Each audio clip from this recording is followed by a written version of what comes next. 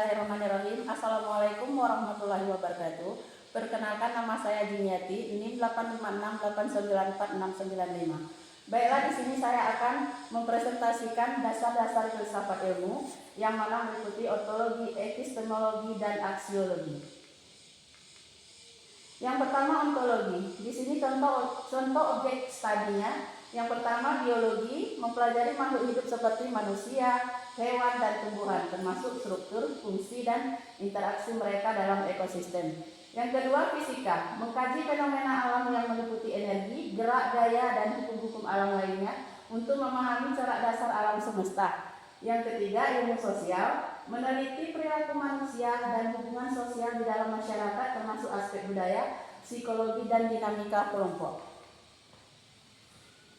Tujuan ontologi, yang pertama, memformulasikan batasan ilmu, membantu ilmuwan menentukan ruang lingkup kajian agar penelitian lebih fokus pada objek yang relevan. Yang kedua, mengidentifikasi hakikat realitas, meningkatkan pemahaman tentang apa yang menjadi inti dari realitas yang sedang diteliti oleh berbagai disiplin ilmu.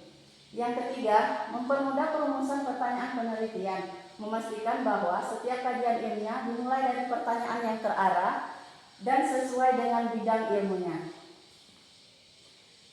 Selanjutnya, epistemologi. Di sini metode ilmiah observasi atau pengamatan, langkah awal dalam metode ilmiah di mana cara peneliti mengidentifikasi fenomena tertentu untuk mendapat pemahaman awal. Yang kedua, perumusan masalah, mengidentifikasi pertanyaan atau isu spesifik yang menjadi objek penelitian untuk memandu proses ilmiah. Yang ketiga, penyusunan hipotesis, membuat dugaan atau prediksi berdasarkan pengamatan awal yang akan diuji melalui eksperimen. Yang keempat, eksperimen dan penelitian, melakukan pengujian hipotesis dengan metode terkontrol untuk mengumpulkan data empiris.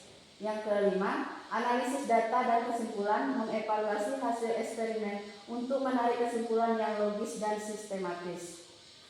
Pentingnya epistemologi, yang pertama, sistematis dan logis.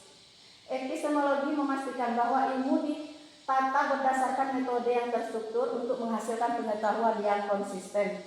Yang kedua, pengujian kebenaran, membantu memastikan bahwa hasil penelitian dapat diuji ulang dan disertifikasi oleh peneliti lain agar lebih dapat dipercaya.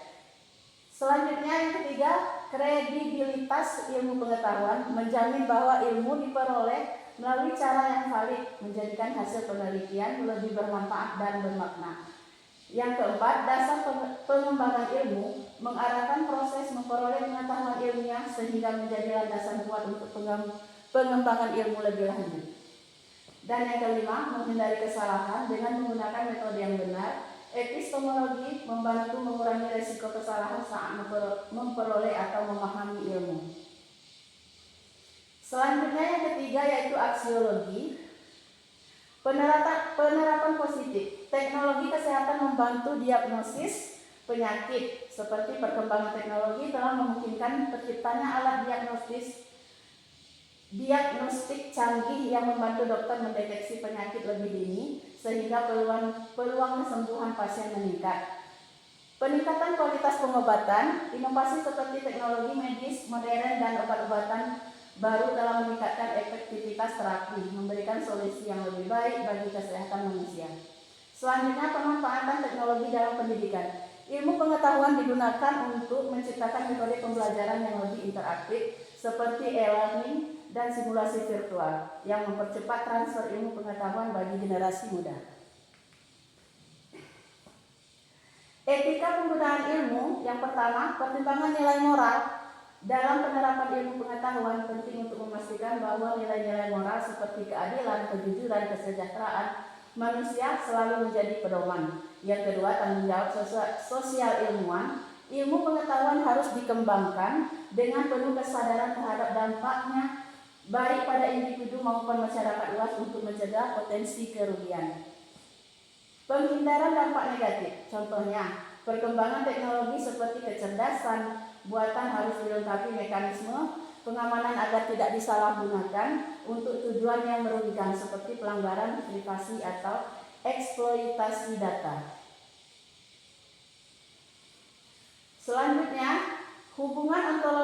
epistemologi dan aksiologi.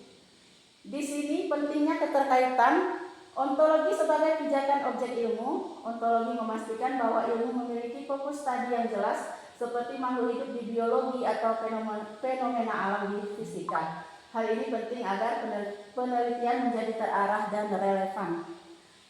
Yang kedua, epistemologi menjamin metode ilmiah yang handal melalui langkah sistematis seperti observasi, hipotesis, dan eksperimen.